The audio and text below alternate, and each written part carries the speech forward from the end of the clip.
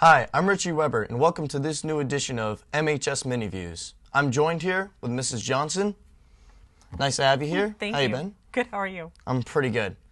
We're going to jump into our very first question here. While making schedules for students, what takes priority?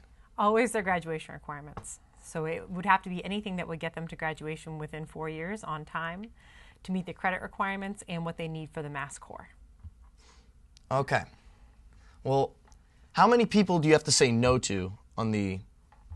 We don't really say no when it comes to making requests. Some students may want to try to defer an English or a math for a year, which we would never recommend. But as long as they're taking the English, math, history, science, and wellness requirements, and now there's an art requirement as well, we're open to all requests as long as we can make it work in the schedule. Nice. How often does it take to make these schedules for each individual kid? So course selection is actually probably a little bit longer of a process than we really publicize, but it starts in mid-March. Teachers will meet with students on a one-to-one basis, and they'll make a recommendation for the following year. So for example, your English teacher would recommend college prep level, honors, or advanced placement for the following year for you based on your performance thus far, which include midterm exams and all of that. And then after that, request forms are printed out. So each student gets a request form with their name on it in the classes that they've spoken about. That's when they can start thinking about electives that they might want to fill their schedule with. Then we have class meetings with the guidance department and each grade level. And we talk about, make sure you're meeting graduation requirements. This is what you need to look forward to your sophomore year, junior year, and senior year. And then we have individual student meetings, and we meet with every single student on our caseload. That takes about 3 or 4 weeks for us to get through our caseload. Then once those requests are inputted, towards the end of the school year in June, we'll actually start building the schedules. First, the master schedule is built. Mr. Bishop and Miss Buckley play a very large hand in that.